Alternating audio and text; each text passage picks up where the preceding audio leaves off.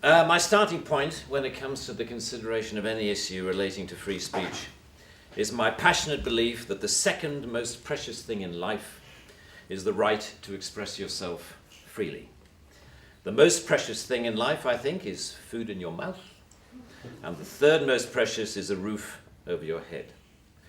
But a fixture for me in the number 2 slot is free expression, just below the need to sustain life itself. That is because I have enjoyed free expression in this country all my professional life and fully expect to continue to do so. Personally, I suspect highly unlikely to be arrested for whatever laws exist to contain free expression because of the undoubtedly privileged position that is afforded to those of a high public profile. So my concerns are less for myself and more for those more vulnerable because of their lower profile. Like the man arrested in Oxford for calling a police horse gay, or the teenager arrested for calling the Church of Scientology a cult, or the cafe owner arrested for displaying passages from the Bible on a TV screen. When I heard of some of these more ludicrous offences and charges, I remembered that I had been here before in a fictional context. I once did a show called Not the 9 O'Clock News some years ago, and we did a sketch where Griff Rhys-Jones played Constable Savage, a manifestly racist police officer to whom I, as his station commander, is giving a dressing down for arresting a black man on a whole string of ridiculous, trumped-up and ludicrous charges.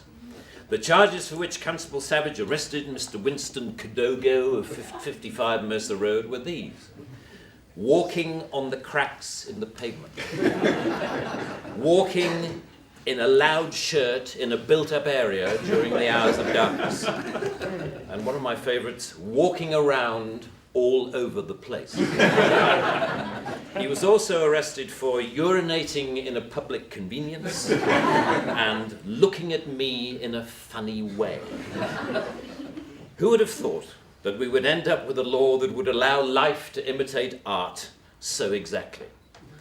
I read somewhere a defender of the status quo claiming that the fact that the gay horse case was dropped after the arrested man refused to pay the fine, and that the Scientology case was also dropped at some point during the court process, was proof that the law was working well, ignoring the fact that the only reason these cases were dropped was because of the publicity that they had attracted.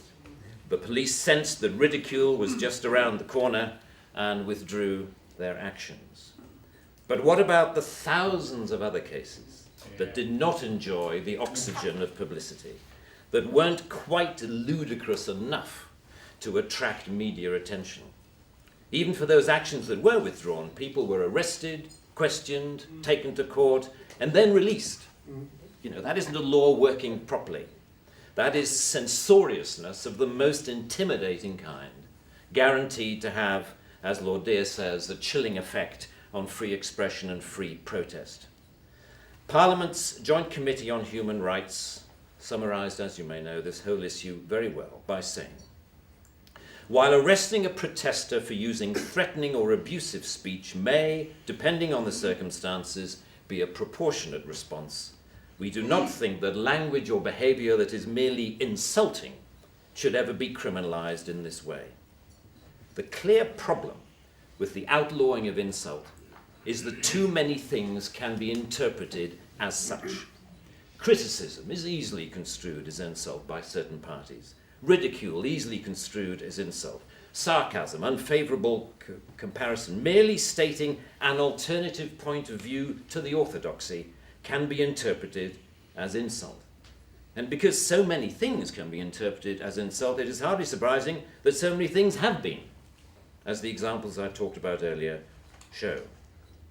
Although the law under discussion has been on the statute book for over 25 years, it is indicative of a culture that has taken hold of the programs of successive governments, that with the reasonable and well-intentioned ambition to contain obnoxious elements in society, has created a society of an extraordinarily authoritarian and controlling nature.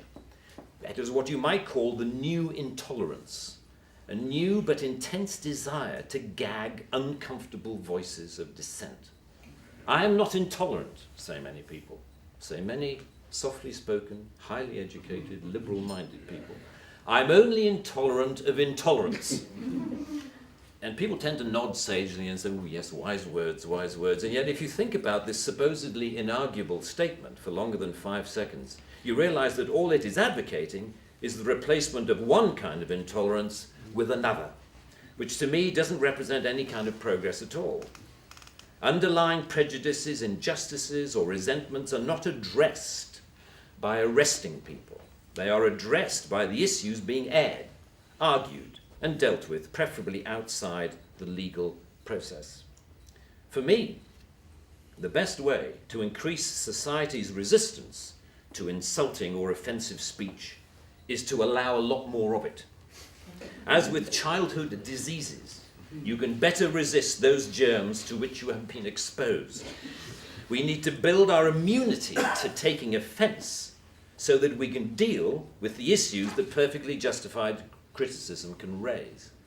Our priority should be to deal with the message, not the messenger. As President Obama said in an address to the United Nations only a month or so ago, laudable efforts to restrict speech can become a tool to silence critics or oppress minorities. The strongest weapon against hateful speech is not repression, it is more speech. And that's the essence of my thesis, more speech. If we want a robust society, we need more robust dialogue, and that must include the right to insult or to offend. And even if, as Lord Dear says, the freedom to be inoffensive is no freedom at all. The repeal of this word in this clause will be only a small step, but it will, I hope, be a critical one in what should be a longer-term project to pause and slowly rewind a creeping culture of censoriousness. It is a small skirmish in the battle, in my opinion, to deal with what Sir Salman Rushdie refers to as the outrage industry. Self-appointed arbiters of the public good, encouraging media-stoked outrage to which the police feel under terrible pressure to react. A newspaper rings up Scotland Yard. Someone has said something slightly insulting on Twitter about someone who we think a national treasure.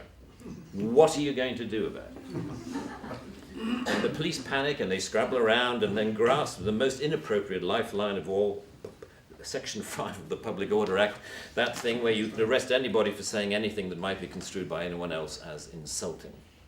They don't seem to need a real victim. They need only to make the judgment that somebody could have been offended if they had heard or read what has been said. The most ludicrous degree of latitude. The storms that surround Twitter and Facebook comment have raised some fascinating issues about free speech, which we haven't really yet come to terms with. Firstly, that we all have to take responsibility for what we say, which is quite a good lesson to learn. But secondly, we've learned how appallingly prickly and intolerant society has become of even the mildest adverse comment. The law should not be aiding and abetting this new intolerance. Free speech can only suffer if the law prevents us from dealing with its consequences. I offer my wholehearted support to the Reform Section 5 campaign. Thank you very much.